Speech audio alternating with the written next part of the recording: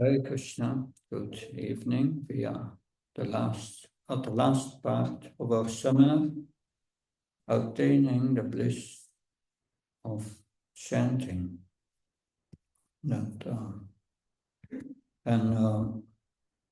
Of course, this seminar is 20-second sessions, 22 sessions, but we have only 2 sessions. So I will give a bit the nectar of for my manuscript.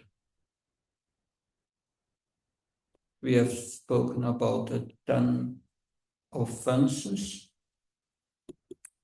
Well, we discussed the first offense. But I will first speak about the 10 defenses, how to defend us against these offenses, 10 defenses. And then I will speak about cultivating a mood appropriate for the chanting. And then we will speak about obtaining the importance of being situated in sambandha, the mood of a servant of Krishna. And in the last part, we will speak about the importance of forgiveness.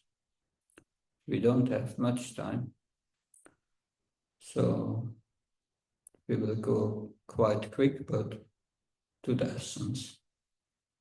That so avoiding committing offenses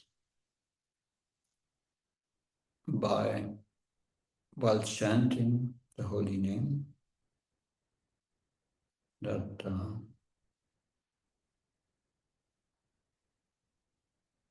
By hearing the glories of the holy name, we will overcome our offenses. If we understand the nature of the holy name, because ignorance is the cause of our offensive mentality. If we hear about the exalted position of the Lord, about the holy name, about his devotees, we acquire knowledge. And by this practice, we develop respect for the holy name and for the devotees, because the 10 offenses are all forms of disrespect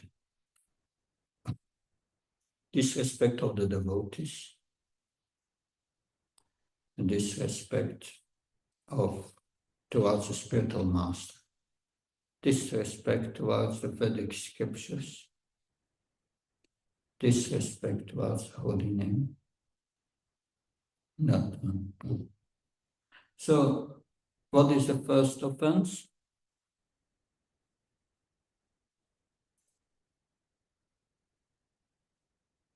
Yes, to blaspheme devotees with their lives for the propagation of the holy name.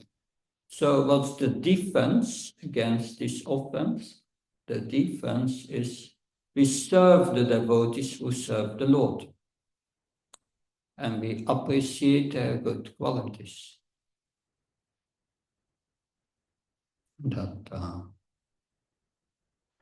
And the second offense, to consider names of demigods like Lord Brahma, Lord Shiva, to be independent of the name of Lord Krishna. We should glorify Lord Krishna as the supreme enjoyer, as the controller of everything and the friend of everyone. But we should also respect great personalities like Lord Shiva, Lord Brahma, Ganesh, Hanuman, and other exalted devotees of the Lord. The third offense, called Guru Avahya in Sanskrit, what does it mean? Disobey the orders of the spiritual master. So what is the defense? It's obvious, right? Following the orders of the spiritual master with enthusiasm and attention. The fourth offense is to blaspheme the Vedic literature or literature in pursuit of the Vedic version. What is the defense? We should honor and study the scriptures. Honor the scriptures and the instructions of the Supreme Lord. Because what is the conclusion of the scripture? The conclusion is that we should chant the holy name.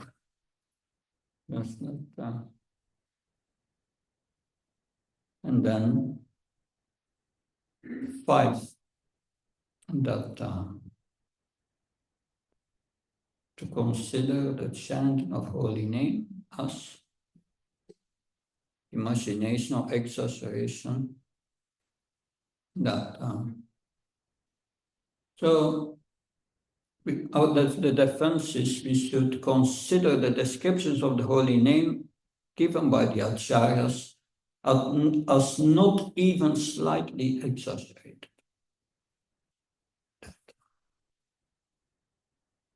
And the sixth offense, also about the holy name, giving some interpretation of the holy name. The holy name comes from where comes the holy name? It's importation. Imported from Golok Vrindavan. In Golok, when Krishna disappears from the rasa, then Krishna chants. All the gopis chants the holy name. Mother Yasoda is chanting, but she's chanting the holy names and the glories of Krishna. Everyone does that in the spiritual world. And who brought the holy name from Golok to this Kali Yuga? Well, it is the master of Golok in the form of Lord Chaitanya. Krishna came as Lord Chaitanya to give us the holy name. And who brought the holy name to us? Srila Prabhupada. And what happens when you chant the holy name? You can go back to Golok. That's the power of the holy name. So it's a transcendental sound and descending from the spiritual world. And 7, to commit sinful activities on the strength of the holy name. What's the defense?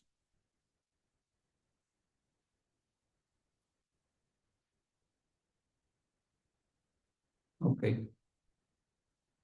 Next, 8. So we follow the regulative principles. Yeah. The 8 was the 8th offense.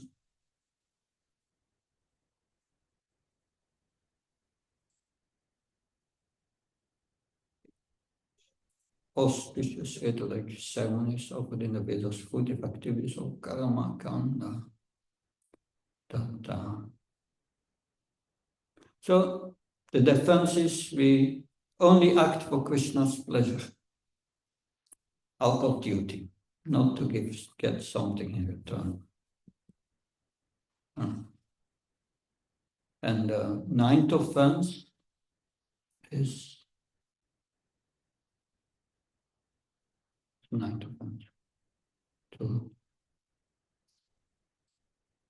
cannot instruct. To instruct the fearless persons about the glories of the holy name.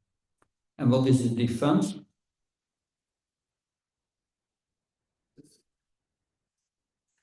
Yes, discuss the glories of the holy name with the devotees, with the servants of the Lord. And 10th offense. To hear so much advices and not to follow them. Yeah, 10th offense is to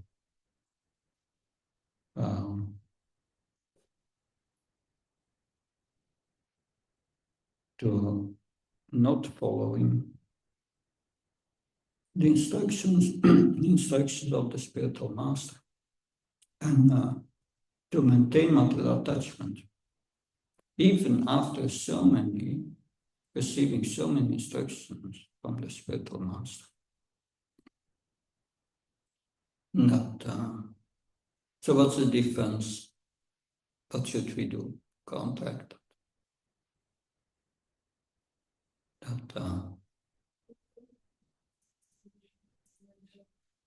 and chant. More, yes, but more specific. We chant attentively. We chant attentively, absorbing our heart and mind in the holy name. We become detached from materialism.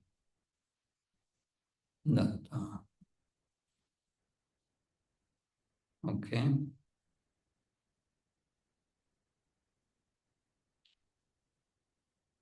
But of course, to counteract this holy name, these offenses against the holy name, we need to follow Rupa Goswami's advice. Atasi Krishna namadi nabhavidhyayam indriyam seva mukhe ejivada svayameva spratyata. In this verse, Rupa Goswami said that the material senses cannot appreciate Krishna's holy name and his qualities and his pastimes. But when a conditioned soul starts to render service by using his tongue to chant the holy name and uses his tongue to taste the remnants of food offered to Krishna, then the tongue becomes purified, and really we come to understand who Krishna really is. So what's important is we are using the tongue to render service. It's a service we render to Krishna, the chanting. That service. We have to come into the mood of a servant. One must engage in his tongue in the service of the holy name. That Prabhupada explains that in a purport of Chaitanya Charitamrita. Prabhupada writes there, the name, form, qualities and pastimes of the Absolute are all as good as the Absolute himself. Thus one is understood to be an eternal servant of the Supreme Personality of Godhead. If he considers himself an eternal servant of the holy name, and in this spirit distributes the holy name to the world. In Bhakti Rasamrita Sindhu is clearly said, Sevamukha Jivata Swayame Spuratyada, the holy name becomes manifest when one engages in the service of the holy name. This service in a submissive attitude begins with one's tongue. Sevamukha Jivada. That one must engage his tongue in the service of the holy name. In this verse from Bhakti Rasamrita Sindhu, the word Sevamukhi literally means turning one's face to service. Turning one's face to service. Thus we chant the holy name as a service, and then we come gradually to know who Krishna really is. Now the mood of chanting. Yeah, second part. That Prabhupada many times says, like, we should chant like a child crying for its mother. So in his explanation of the meaning of the Hare Krishna mantra, Srila Prabhupada advises that we chant the holy names like a child crying for its mother.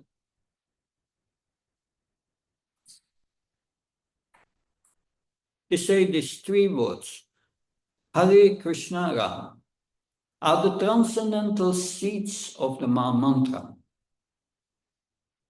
The chanting is a spiritual call for the Lord and his energy to give protection to the conditioned souls. This chanting is exactly like the genuine cry of a child for its mother's presence. Mother Hara helps the devotees achieve the Lord's Father's grace. Hara is Srimad Radharani. And the Lord reveals himself to the devotee who chants this mantra sincerely. So that chanting like a child crying for its mother has 4 different aspects. The first aspect of that is helplessness. So this mood of a child calling for mother has different nuances. One is the feeling of helplessness. A small child cannot survive without a mother's care. When children have good parents, then they don't need to think about their own maintenance, their own protection. If they are hungry or thirsty, they go to the mother. If they are tired, they climb on the mother's lap and go to sleep. If they are frightened or distressed, they run to their mother for shelter. And the mother is very happy to provide whatever they need. That's the nature of the relationship. Similarly, when we chant with a mood of dependence on Krishna, Krishna, your material energy is too strong. I cannot overcome my material attachment and illusions on my own. I'm hopelessly caught in this body identification. I need your help. Krishna is very happy to accept our invitation and come to our rescue. Srila Bhaktivinoda Thakur, he demonstrates this humility in his song O Vaishnava Thakur, in which he writes, Ekaki amara nai paribala harinama sankirtane Tome kripa kore shata bindu diya Deo Krishna namadamane. Alone, I do not find the strength to carry out Sankirtan of the holy name of Hari. Please bless me by giving me just one drop of faith with which to attain the great treasure of the holy name of Krishna. So, this is the first aspect, helplessness. Having a feeling of helplessness, depending on Krishna.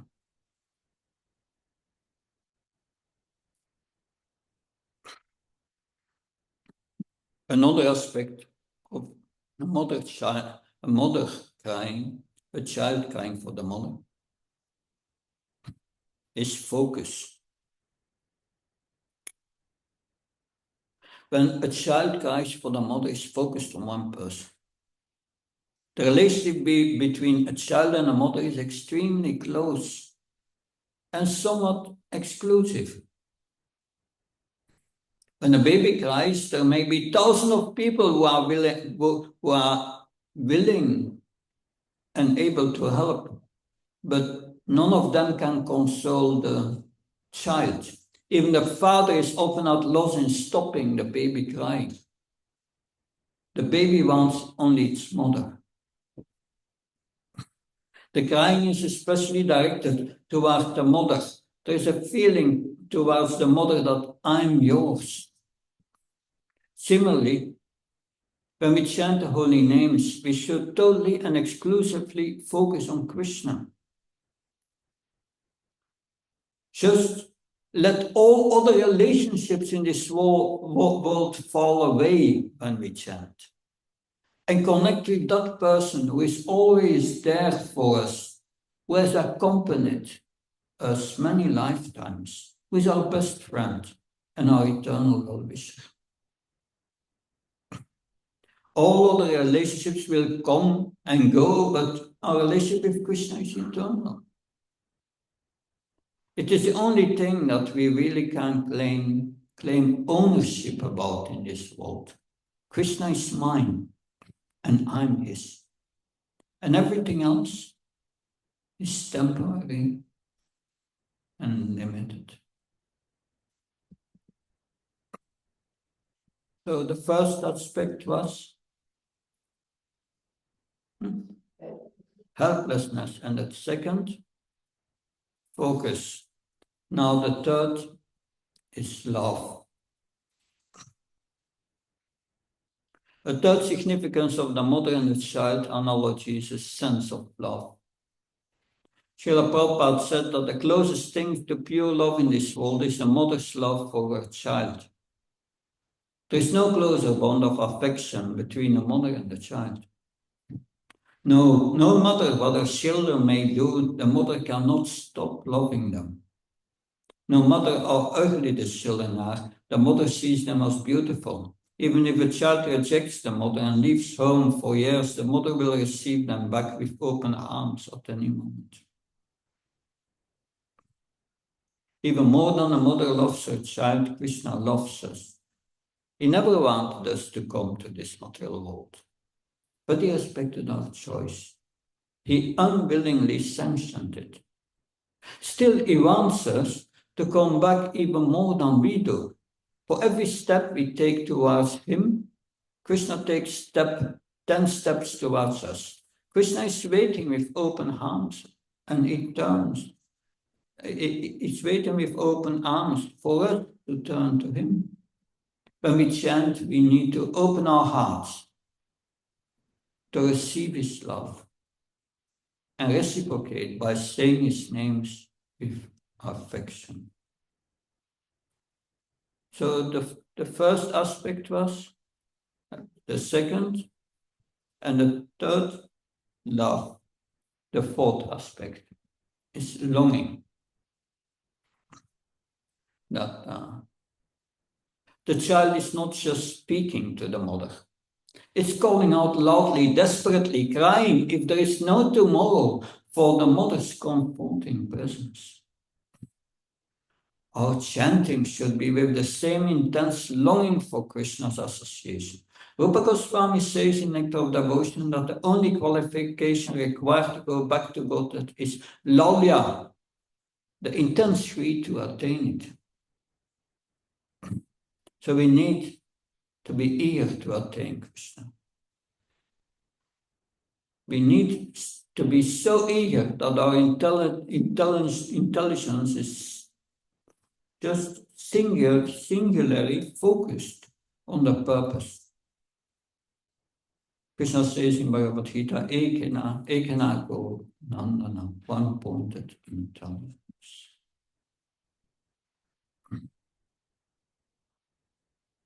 So that was the second part, the mood of chanting. We spoke about the defenses and the mood of chanting. And now we have the next aspect. I will speak about the importance of sambandha jnana. Sambandha jnana is knowledge of our relationship with Krishna. This knowledge of our relationship has three aspects. Someone knows these three aspects? What do you need to have a knowledge of our relationship with Krishna? First, you must know who Krishna is. Can you have a relationship with someone you don't know? No. So first you have knowledge of Krishna. And then you must have knowledge of who we are. We are a part of Krishna, a servant of Krishna. And we need to develop knowledge of of our relationship with Krishna. The knowledge of our relationship with Krishna is knowledge of devotional service. Devotional service is our relationship with Krishna. So now, how do we come in that mood, that correct mood of our relationship with Krishna? That, of course, Lord Chaitanya explains that. Trinatapi Saisnana. Yeah. Trinatapi Sun Saisnana Tarorapi Tarapi Sunechana Tarorapi Saisnana Amanamana Tena Kirtanya Sadari Nadanam Nachana Sundarim Kapta Pashi Sikami Ama Chamami Chamami Bhavta Bhakti Ahait Kitvayi Trinatapi Sunechana. So one should be more humble than a strong street, more tolerant than a tree. One should be devoid of all false prestige and ready to give all honor to others. One should not desire wealth, followers, or relationship with the opposite sex. One should even not desire liberation. One should just desire service to Krishna. So that is the essence given us to by Lord Chaitanya.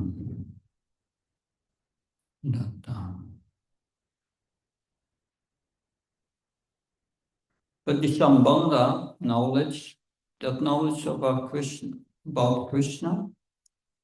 we can only acquire through character reformation of our character. That we how do we reform our character? What's our process?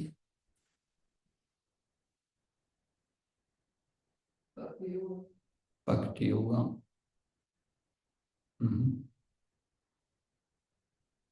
It's achieved by listening to the spiritual master, by engaging in sadhana, by the sadhana bhakti. Then the anarthas and ignorance will go. So therefore, accepting this sambandha jnana is not just getting knowledge, it requires character information. And character information means developing the quality of a sadhu and develop an attitude of humble servitude that it's an inner mood, an inner disposition which is in stark contrast with the mentality of exploitation and sense gratification of the people in this world. In a Bhagavad Gita lecture, Srila Prabhupada addresses his American disciples, and that's interesting. It is telling them, you are not truly Americans because you are rejecting the American lifestyle. Interesting. He explained that following the instructions of the spiritual master, he came to America out of a sense of duty, despite his reluctance to leave Vrindavan. Although he was physically residing in America, he did not adopt the American way of life. He remained internally rooted in Vrindavan. So that's the principle of all devotees. We are apart, but we stay apart. And that's the art we have to learn. This means being internally fixed in a mood of a servant of Krishna, of the mood of the service, of the mood of a servant of Krishna and of the Vaishnavas, and externally engaging in necessary activities for bodily maintenance and for fulfilling the mission of spreading Krishna consciousness. So Rupa Goswami, externally he was serving as a renounced monk, one of the 6 Goswamis. But internally he was living in the mood of Rupa Manjari.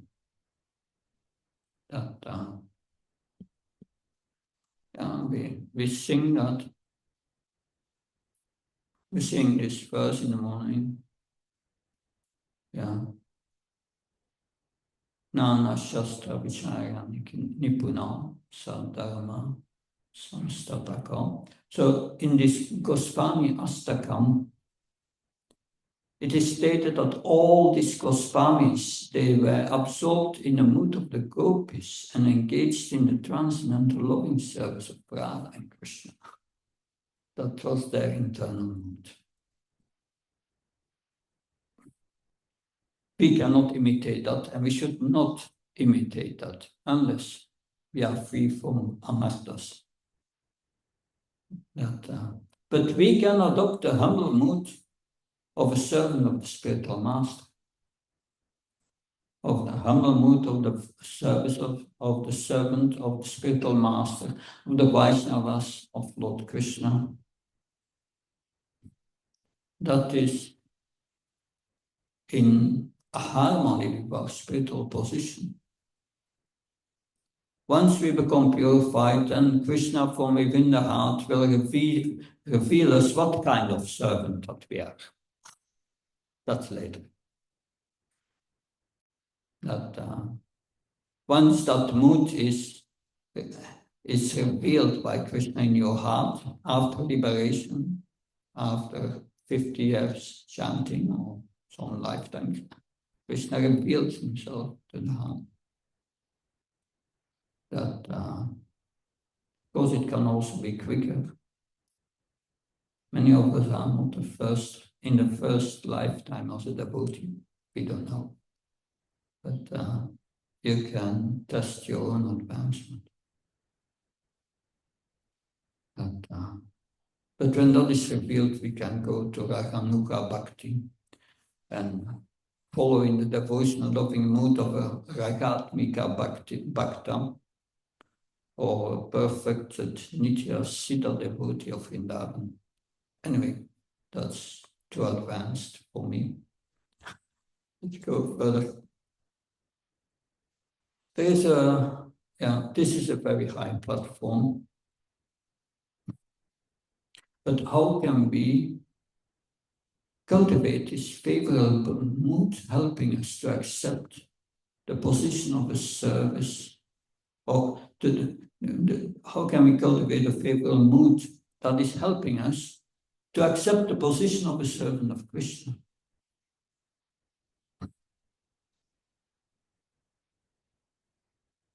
Narottam Das Thakur, he prays,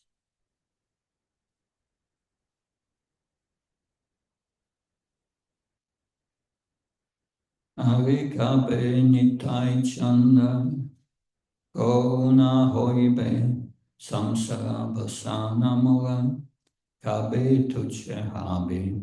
When will I obtain the mercy of Lord Nityananda Chandra?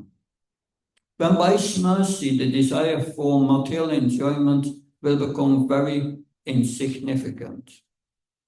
So Lord Chaitanya is original spiritual master. And by the mercy of the spiritual master and the devotees, we can give up the desire for mukti and bhukti, enjoyment and liberation, and accept the position as a servant of Krishna. In the 6th canto, 11th chapter, We have the prayers of Vritrasura. Vritrasura was a great devotee in the body of a demon. And he expresses his desire to be fully reinstated in the position as a servant of the servant of the servant of the Lord. He's addressing King Indra and is sharing his full realization of sambandha jnana.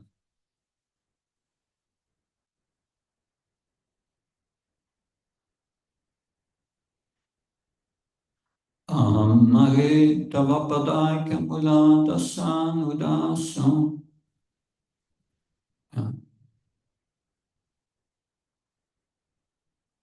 Yeah, this the meter is a little long. Mare tavapadai kamula dasanu daso pavitasmi bhuya.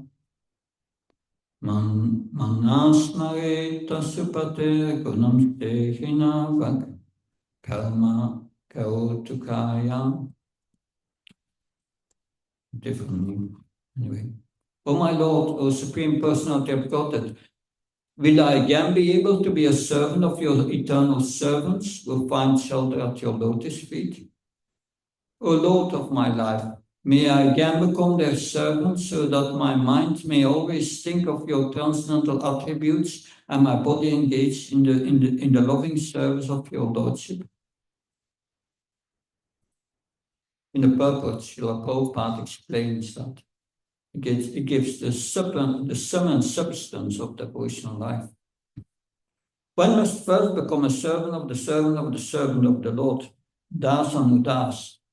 Sri Chaitanya Mahaprabhu advised that a living entity should always desire to be a servant of the servant of the servant of Krishna, the maintainer of the gopis. Gopi Bhakta Kamalya Dasan Dasan Dasan. This means that one must accept and serve the spiritual master who comes in the disciplic succession and is a servant of the Lord. Under his direction, one must then engage three propensities: body, mind, and words. Anyway, this is a long chapter, but I will try to give you the essence. I will go to the end of this chapter.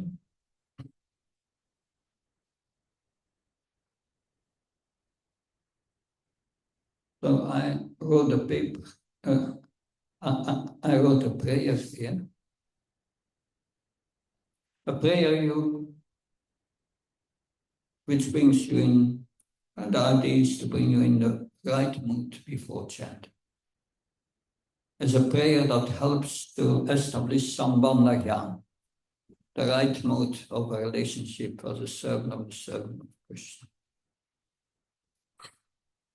So it says, I am the eternal servant of Krishna, but due to ignorance, I have gone astray and become lost in this world. Forgetting my eternal relationship with the Lord, I've identified myself with the body, thinking that my bodily relationships and my work to maintain this body are most important. Like this, I have passed one lifetime after another in various species. Since time immemorial, I've been wandering in the cycle of repeated birth and death, suffering various miseries. Now, by the mercy of the devotees of Krishna, I've learned that I'm an eternal spiritual being and that I have nothing to do with this world.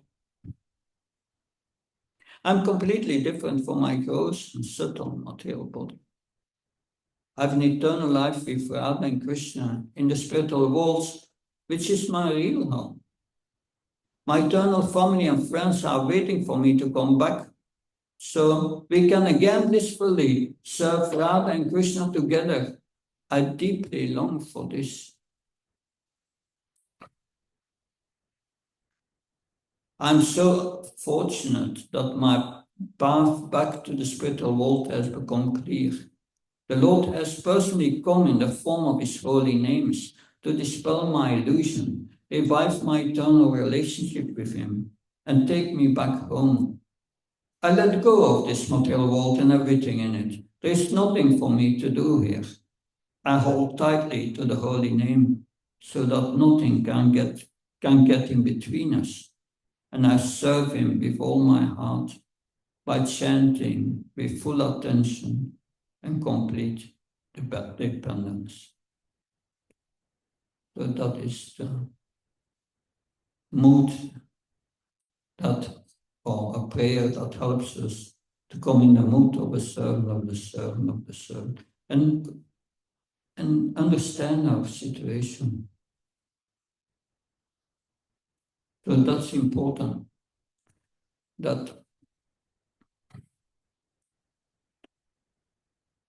I said yesterday, Haridas Thakur, he said that one would chant Namavas, is a Kanishya Adhikar.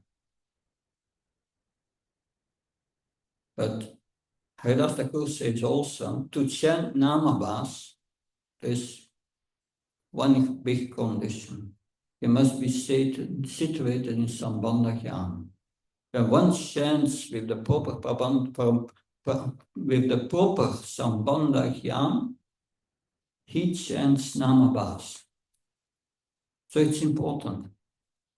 Because if you are in the proper sambandha jnana, you don't commit these offenses. Because you are the servant of the devotees. You understand the value of the devotees. You are the servant of a spiritual master. You will follow his instructions. You know, the Supreme Lord is the goal. Krishna is his holy name. And you have great respect. So being situated in sambandha jnana. To become situated in sambandha jnana usually is a process. Hearing the Bhagavatam brings you to that point of being situated in sambandha jnana. If you have heard the first 9 cantos with attention and deep absorption and realization, you will realize sambandha jnana. But yes, good, many sections important of hearing, the effect of hearing Krishna Katha on the chanter. That's another part of the seminar. Understands Krishna's compassionate nature, understanding Krishna. And then there's adopting a lifestyle conducive for spiritual advancement in the chanting. That's another chapter. Let's now go to the end. Yeah, the importance of forgiveness.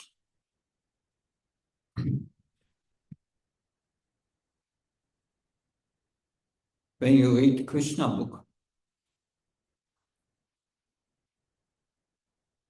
in the beginning of Krishna book, Krishna's appearance is described. And we know that when Krishna took birth, Vasudeva brought him to Vrindavan and exchanged it with a girl that Subhadra or Durga.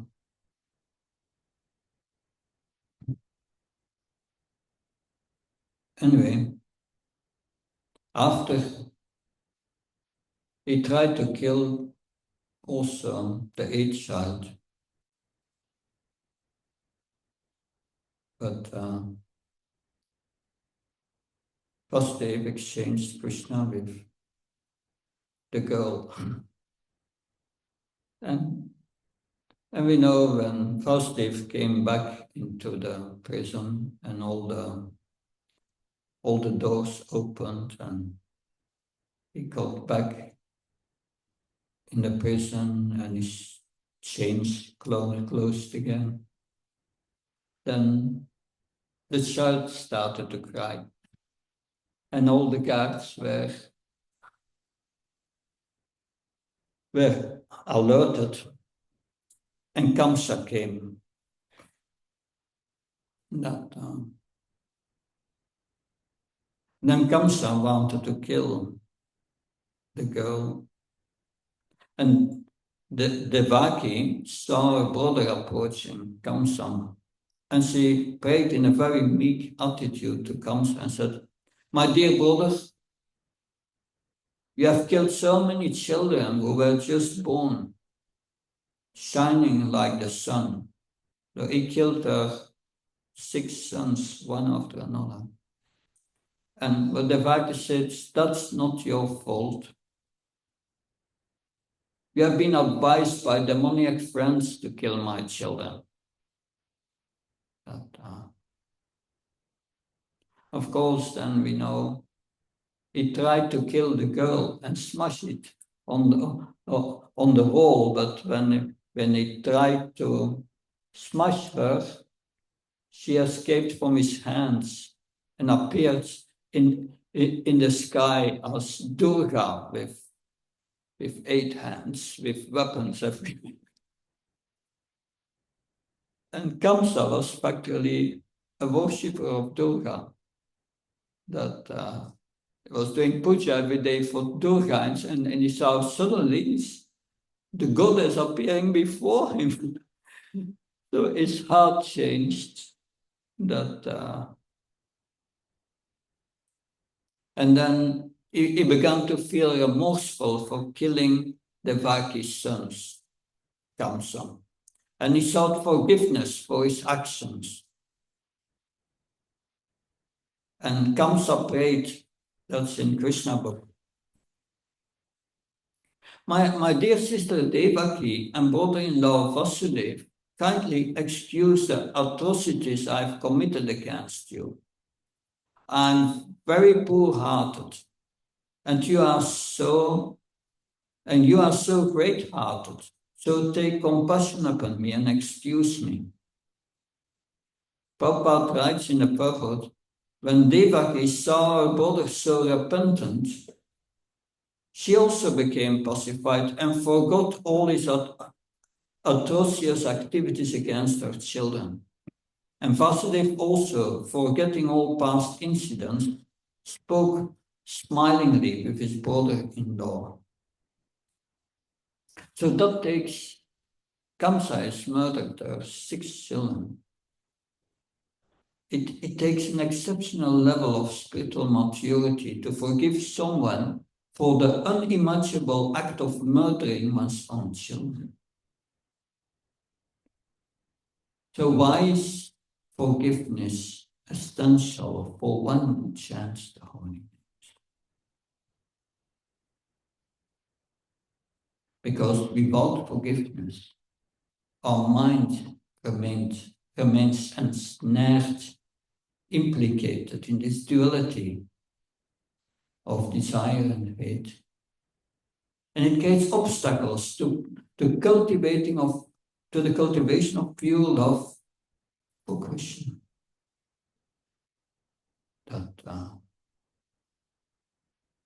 So that is important. If we may have got so many relation problems in the past, and we may see some person as enemies, of this person has done that to me and this to me. But if we don't forgive, our mind will always be hurt by that. Come back to that, always again and again. You want to think of Krishna, but you think of this person who has done that to you. And that closes your heart. You cannot receive Krishna's mercy. When I was studying about that, because Prabhupada speaks, well, Krishna speaks in Bhagavad Gita, in two places at least in the Bhagavad Gita. In 10.3, he speaks about forgiveness. He gives a whole list of qualities created by him, and he says forgiveness is one of them. And Prabhupada in the purpose said, one should forgive the minor offenses of others, the offenses of others. And also in 16.1.3, there we have the divine qualities starting with Abhaya, Sattva, Samsudir, Jnana, Yoga, Vyavastiti. And one of the qualities, there's Ksama. Ksama is forgiveness. It's a divine quality.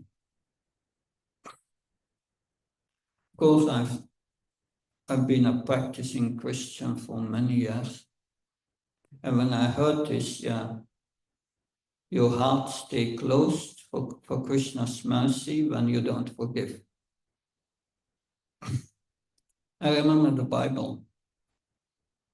And I know in the Bible it's the same thing, but I forgot the exact wording. And I asked the artificial intelligence for the verses of the Bible speaking about that. And I got two references. Two key verses of Bhagavad Gita, of the Bible, sorry. But yeah, it's the same principle in Bhagavad Gita. The first is, for if you forgive other people when they sin against you, your heavenly Father will also forgive you. But if you do not forgive others their sins, your Father will not forgive your sins. That's in the Bible. So, in this passage, God's forgiveness, it's linked with our willingness to forgive others. There's another reference. And when you stand praying, if you hold anything against anyone, forgive them, so that your Father in heaven may forgive you your sins.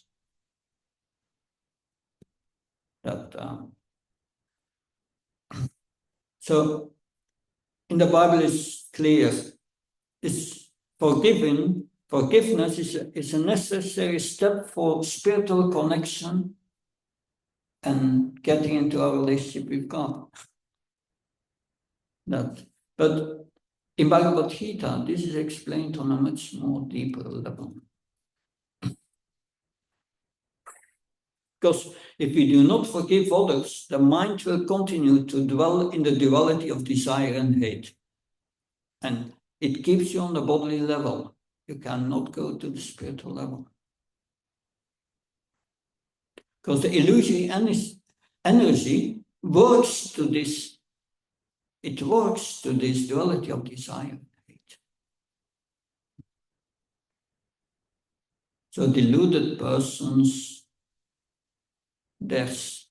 symptomatically, they dwell in these dualities of dishonor, honor, misery, happiness, woman, man, good, bad, pleasure, pain, thinking, this is my wife, this is my house, I'm the master of this house, and I'm the husband of this wife. These are dualities of delusion.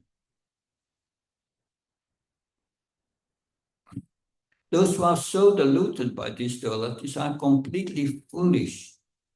And they cannot understand the Supreme Personality. So dwelling in these dualities is a result of an impure mind and intelligence. And they are caused by false ego, misidentification with the body. Srila Prabhupada explains false ego. I went through all the quotes of Bhagavad Gita, in the purpose. What does Prabhupada says about false ego?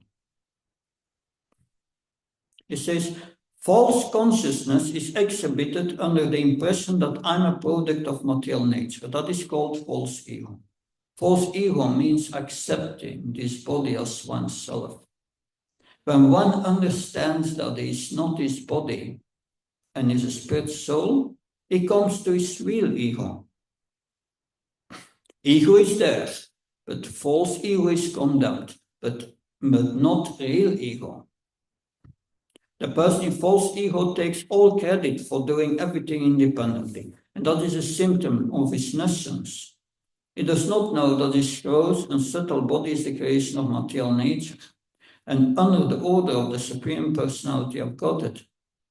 And as such, his bodily and mental activities should be engaged in the service of Krishna, in Krishna consciousness. A person acting in false ego is vividly described in Bhagavad Gita as follows. A human being who it's described in Srimad Bhagavatam. I give you the translation of the verse. It's a human being who identifies his body made of three elements with his self, who consider the byproducts of the body to be his kinsmen, who consider the land of birth worshipable, and who goes to a place of pilgrimage simply to take bath rather than meet men of transcendental knowledge, is to be considered like an ass or a cow. So to come up on the platform of real ego requires sambandha jnana, which we have discussed before. But also the acceptance of a lifestyle based on acting as a spirit soul in goodness. It means we need to surrender all our work for Krishna. Working for Krishna without desiring profit, without thinking ourselves the proprietor, as explained in Bhagavad Gita. Then you come out of this illusion. So freedom from false ego means not assuming Krishna's position and recognize everything belongs to Krishna and he's the ultimate enjoyer. When one acts in this way without false ego, one gradually becomes purified from that concept of false ego. Thus, when one becomes complete, free from false ego, he becomes non-attached to all material things. And he comes to the stage of self-realization of Brahman. That's the Brahma Buddha stage. When one is free from the material conception, he becomes peaceful, not agitated. So in Bhagavad Gita 12:3, Srila Prabhupada explains, one who acts without considering themselves the proprietor becomes purified and is coming on the path of becoming free from false ego. In the purpose, Srila Prabhupada explains, nirmama.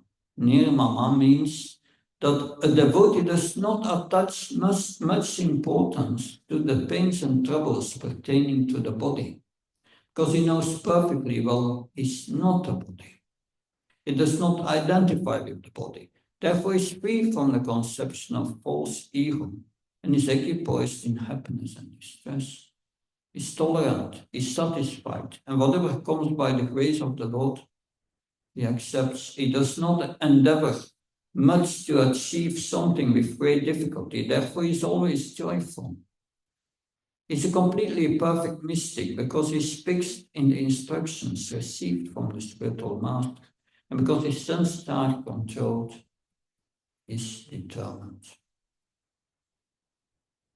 So our present body is a result of acting with false ego in previous lives. In our former lives, we felt connected with a certain family, wives, children, and we experienced relation issues. However, this connection has no real meaning in this present life. It was from previous life. So the greater our false ego, the more difficult it becomes to forgive. That's the problem.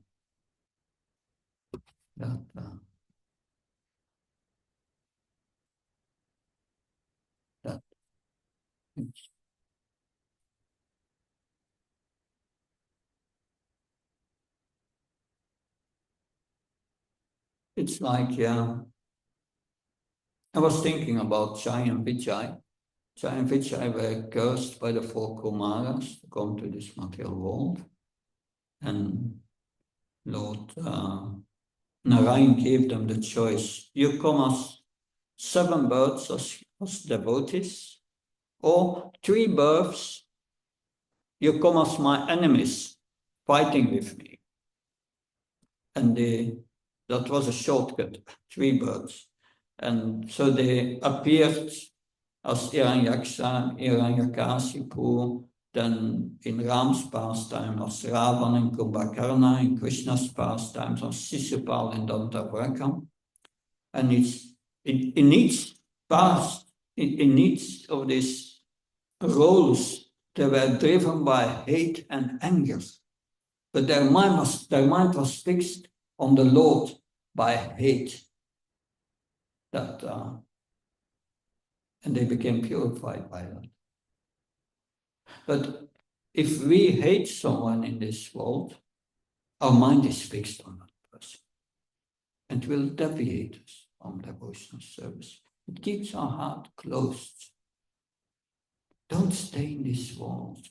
Give that up on these things. It's in your own interest to forgive. Even for things which may 40, 50 years ago, and you have not forgiven them, forgive them in your heart, and you will see the effect. Krishna will come into your heart.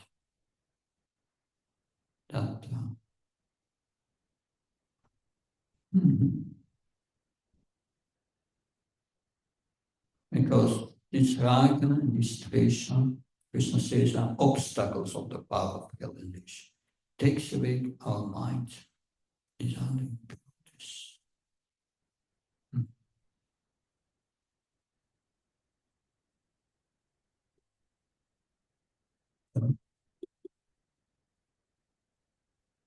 I want a little trick to at least give you these 4 aspects of these 4 things. We discussed first the 4 defenses. And then we discussed about the appropriate mood of chanting like a child. First was helplessness, focus, love, longing. And then we discussed about sambandha. And we read a prayer that we can chant before chanting that helps us to bring us in the right mood for the chanting. You can also chant Trinata Prishnishna Torah Vishvishna Mana Manavna Kirtanya Sudari Nadanam Nachan Nasunam Kavda Vashis Kami Mamacha Mamacha Mamishpay Bhavta Bhaktira Hait Pitva. And you concentrate on the meaning. It's the same thing. But you can also pray in your own words and come in that mood of a servant. And then the last point is learn to forgive. Make your decision to forgive.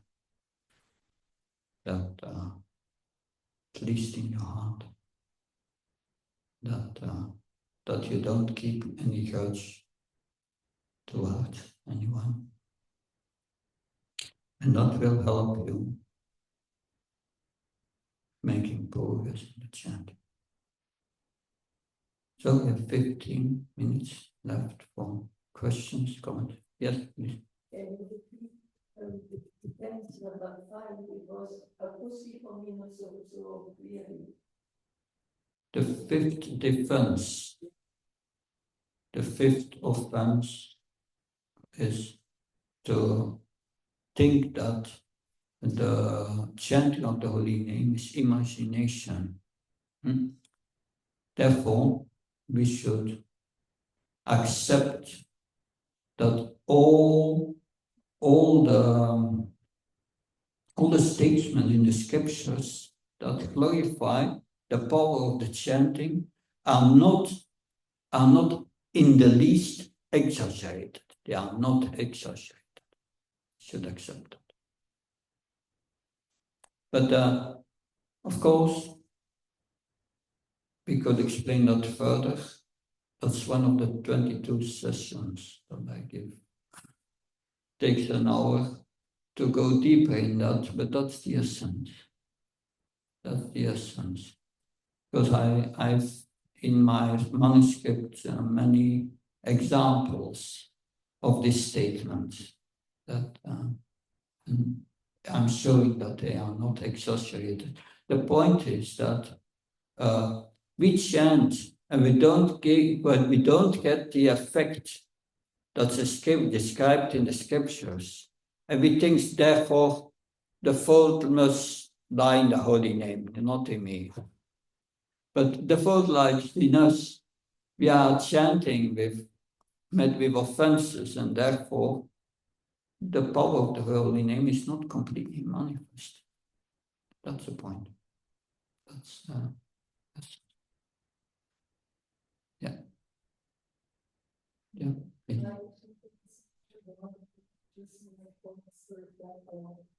The speaking about sambandha, I think if I'm not mistaken, we were quoting Bhagavad Gita that he said, for one to be able to chant Namabas, he needs to be situated in sambandha. Yeah. Speak a little bit more about what does it mean to be situated.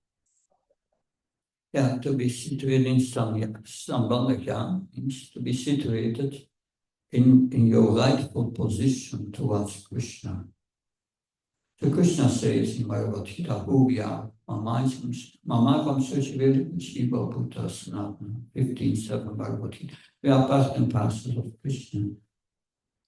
And as part and parcels of Krishna, we are very minute. We are like, in this material world, we are like, Krishna is a big fire, and we are a spark, and we are going out of the fire, and we lose the quality of fire. But we must put ourselves again into the fire to regain the spiritual quality of Satchidananda and feel this Ananda. So for this we have to recognize that we are very minute, and completely dependent on Krishna. And that the only way to connect with Krishna, that is humble servitude to his representatives, devotees. That's the way to connect with Krishna. That without that mood, we cannot connect with Krishna. And that is Haridas Thakur says, yes, you must chant with sambandha, with that humble mood. Humble mood means you understand who Krishna is. Understanding Krishna means you understand Vedasa Sarva Amiva Vidya. Krishna is the goal of the Vedas. So we should respect the Vedas. And if we know that who Krishna is, we know that Brahma, Shiva, is not Vishnu Tattva, it's not Krishna. And then they are servants of Krishna, great servants. We give them great respect, but it's not Krishna. There's the holy name of Krishna is different from their names. And the way to connect with Krishna, how to connect with Krishna again, we need the mercy of the spiritual master. Because Krishna delegates his mercy to connect again with him to his pure devotees. So without going to his pure devotees, therefore we should respect the spiritual master and his instructions. So if you are situated in sambandha, you don't make these offenses. Yes.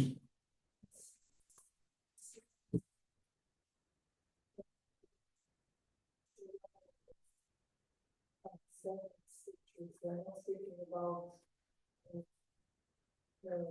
being awakened to our true identity. It's our true identity. It's the process of reawakening of our new identity. Because we are servants of the servants. That's right. That's what we are. We are servants of the servant of Krishna. What kind of servant that will be revealed after purification of the heart? But that's in detail. What kind of servant? We are servant. And that is our position. And you can never do anything wrong when we are acting humbly as a servant. Yes.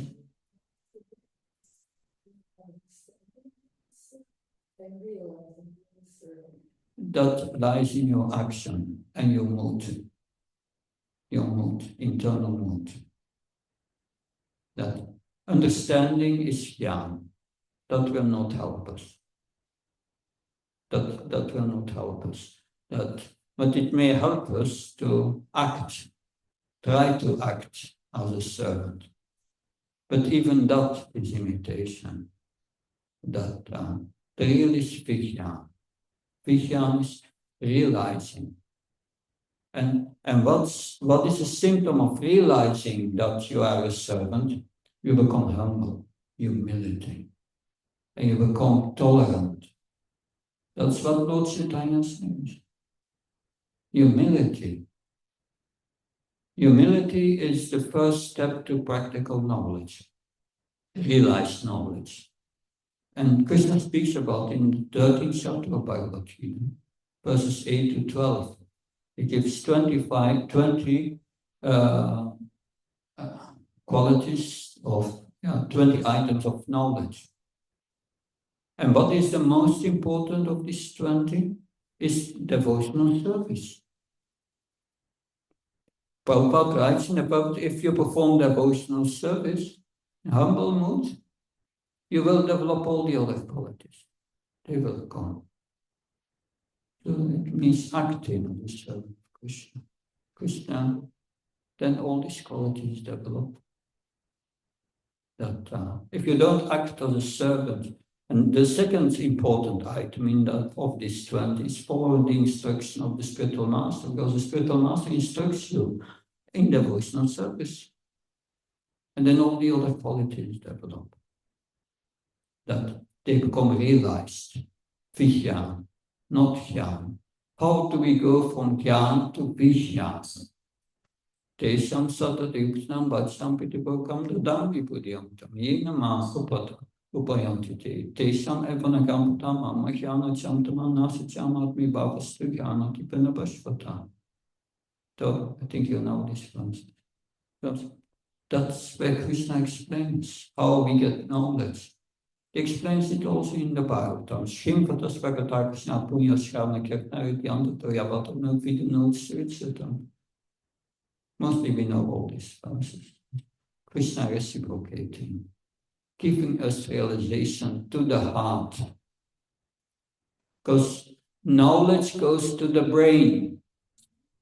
When you leave the body, your knowledge is gone completely. But realized knowledge is in the soul, and that you keep for next life. It will be again again, very quickly you will get that realization. That's in the 6th chapter of Bhagavad Gita. The yogi who doesn't make it a long time yogi. And that's a reality. So we have to realize things. And knowledge is nice, but realized knowledge is what we need. That. I hope that helps. Something else? Yes? Thank you very much. I have 2 questions. Yeah. The first question is about this love, this mood of love. You said when we chant with open heart, we can receive this love from Krishna. I remember that you said in a seminar last year or the year before, in Guru, you said chanting means to say, Krishna, I love you. That's what my Guru mentioned. And how far I am able to express some love during chanting? Is it only the receiving, or is there something I can express or send to Krishna during the chanting also? To give your love to Krishna. Janmashvya Shudashvya Edamanam Punam Naivrati Dadatam Vantama Kinshana Gochva. Janmashvya Shudashvya Edamanam Punam. That's the prayers of Queen Kunti. Queen Kunti says, unless you let go your attachment to good birth, to opulence, beauty, education, all those, if you are attached to these things, we cannot pray feelingly to Krishna. So to give our love to Krishna, we must open our heart. And therefore I made one point to open your heart, certainly is forgiveness. If you don't forgive, you don't open your heart. And then the other point is, to open your heart, we must give up our attachments to this world. And in the proportion you give that up, you can give your love. So in the beginning it's very little, but we try our best to give everything we have, all the affection, you put it into the chant. And you will see the chanting will become different, completely different when you do that. Even a little, because Krishna wants love. That's what he wants from us. And he wants to give us his love. Actually, he gives already his love when we chant. But our door is closed because we keep all these attachments and we don't forgive. That's the problem. The problem of the heart. The weakness of the heart. That helps. I made my connection to the Ashtacharyas stronger as before chanting or writing. You said it's not very important. How can I make this connection stronger? By remembering their instructions. Did you read Prabhupada Limamrita? Yeah. Continue reading it. About Prabhupada. It connects you with Prabhupada. Because before having a relationship with Krishna, you must have a relationship with Prabhupada, or through the spiritual master with Prabhupada. Prabhupada is where the mercy comes from. In 2018, I was at the Bhaktivedanta Manor in England, and with my Guru Maharaj. My Guru Maharaj was going to give initiation to some of my Bhakti Shastri students. And he asked me to speak. And I was just sitting near to him. Before speaking, I asked for his blessings.